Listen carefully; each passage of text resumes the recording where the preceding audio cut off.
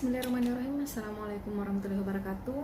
Kembali lagi dengan saya Sri Gusti dalam mata kuliah korosi material. Kali ini kita akan membahas materi tentang jenis-jenis korosi.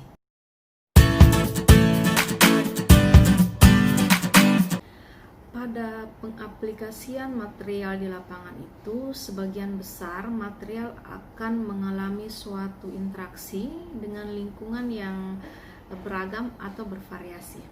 Nah, interaksi ini kemudian yang akan berpengaruh terhadap atau akan mempengaruhi fungsi atau akan mempengaruhi fungsi dari material itu sendiri.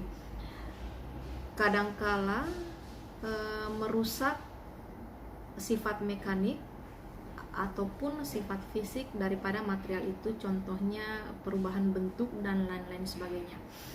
Nah, kondisi ini tidak jarang terjadi di lapangan, yang tentu saja konsekuensinya konsekuensi yang sangat merugikan. Pengklasifikasian korosi itu sebenarnya ada beberapa metode. Salah satunya yang dikemukakan oleh Mars bahwa korosi bisa diklasifikasikan berdasarkan suhu rendah dan suhu tinggi, kemudian bisa juga dengan korosi basah dan korosi kering.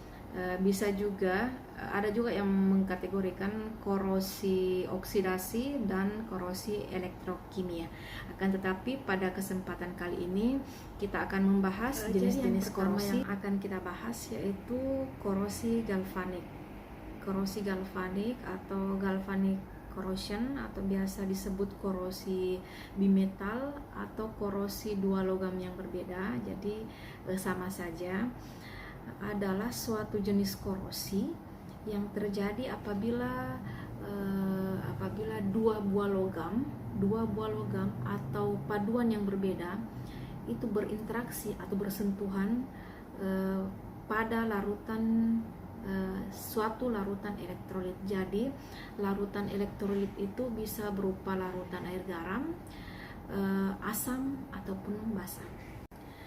Sebenarnya prinsip dari korosi galvanik itu sama dengan prinsip dari elektrokimia, yaitu adanya elektron, adanya elektroda, baik anoda ataupun katoda, kemudian ada elektrolit dan aliran listrik.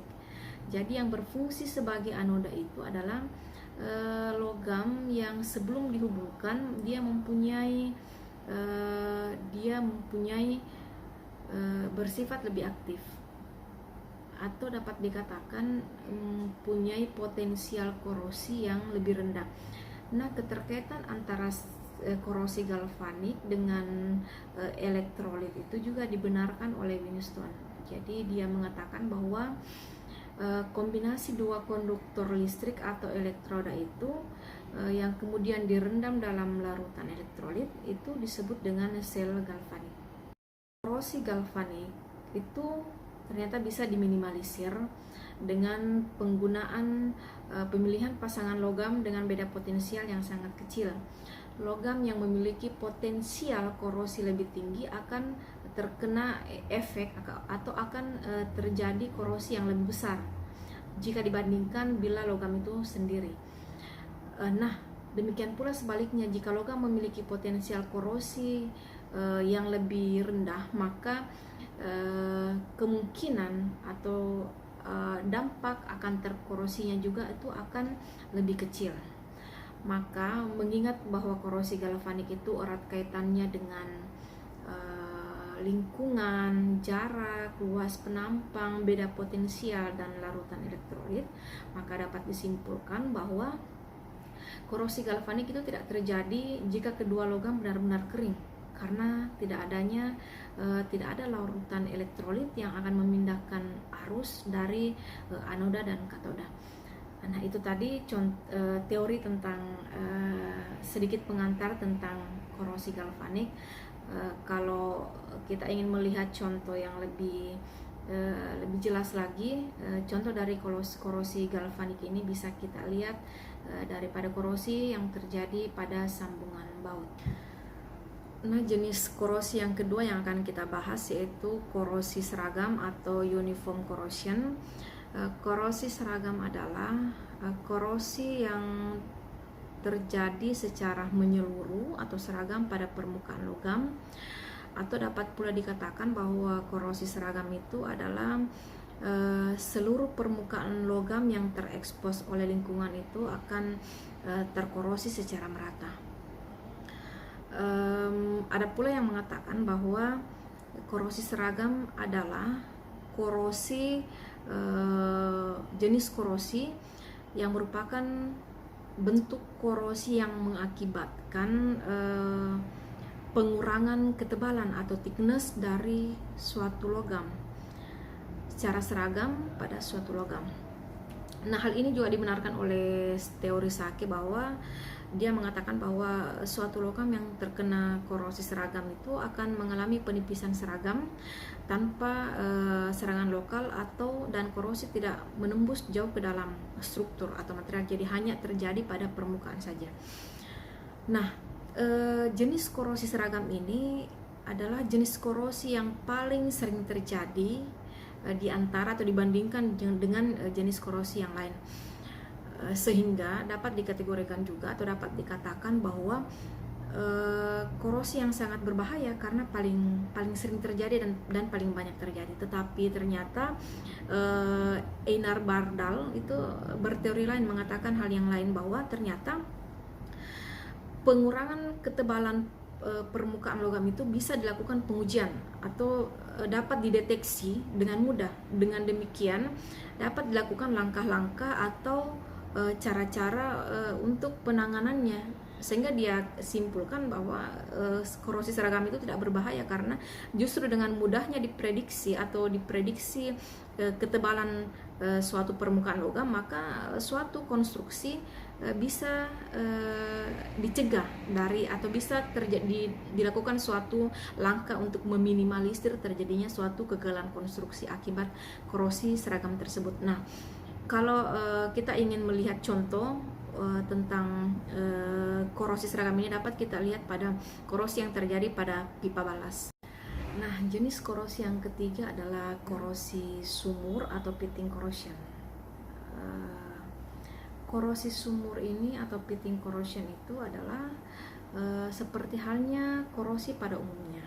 Jadi pitting juga terjadi jika ada beda potensial yang terjadi antara dua permukaan yang menyebabkan terjadinya perpindahan ion melalui suatu elektrolit. Nah, seperti kita ketahui bahwa syarat atau penyebab terjadinya suatu korosi itu adalah karena adanya cairan elektrolit yang berfungsi, cairan elektrolit yang merupakan wadah media perpindahan terjadinya media pertukaran elektron. Nah, bedanya kasus korosi pitting ini dengan korosi yang lain, dua permukaan yang berbeda potensial ini itu saling bertumpukan pada lokasi yang sempit, sehingga korosi terjadi terus-menerus dan lama-kelamaan akhirnya menyebabkan suatu material atau suatu logam itu akan bolong atau bocor. Mungkin teman-teman pernah melihat korosi yang terjadi pada bak mandi. Nah, itu adalah salah satu contoh korosi sumuran yang terjadi atau pitting corrosion. Nah, korosi sumuran ini diawali dengan pembentukan lapisan pasif pada permukaan. Pembentukan lapisan pasif ini yang secara terus-menerus akhirnya akan menyebabkan penurunan pH, sehingga lapisan pasif larut secara perlahan-lahan dan elektrolit dan akhirnya akan pecah. Korosi sumur ini sangat berbahaya karena area atau spotnya itu kecil membentuk sumur, sehingga korosi pitting ini sering dianggap justru lebih berbahaya dibandingkan dengan korosi yang pertama tadi, korosi seragam. Salah satu contoh kasus yang terjadi pada kerusakan suatu instalasi eksplorasi minyak yang mengakibatkan kebocoran. Ternyata setelah dilakukan suatu penelitian menunjukkan bahwa penyebab utama kerusakan pada roll bearing karena adanya serangan korosi seragam pada bagian dari dalam bearing tersebut. Pada kondisi atau pada proses beroperasinya selalu bersentuhan langsung dengan cairan atau minyak. Kondisi ini berlangsung secara terus-menerus yang mengandung air dan elemen-elemen yang bersifat korosif. Dalam keadaan demikian maka clearance pada bearing akan membesar dan pada akhirnya akan menyebabkan kebocoran. Mekanisme terjadinya pitting corrosion atau korosi sumur ini diawali dengan proses korosi meratap.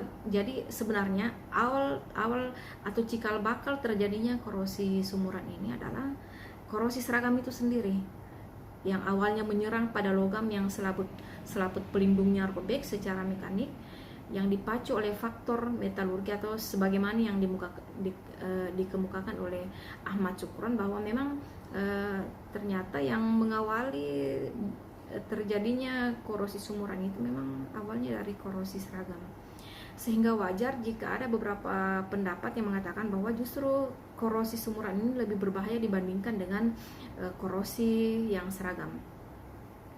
Meskipun korosi pitting ini efeknya tidak meluas atau biasa disebut dengan korosi lokal, karena terjadi hanya pada suatu titik atau suatu spot tertentu, akan tetapi korosi sumuran ini ukurannya lebih kecil dan jaraknya yang saling berdekatan satu titik dengan titik yang lain, sehingga korosi sumuran ini akan mengakibatkan permukaan logam akan menjadi kasar dan pada bagian dalamnya terjadi proses korosi yang membentuk sumur yang tidak tampak. Makanya dikatakan bahwa jenis korosi adalah jenis korosi pitting atau korosi sumur.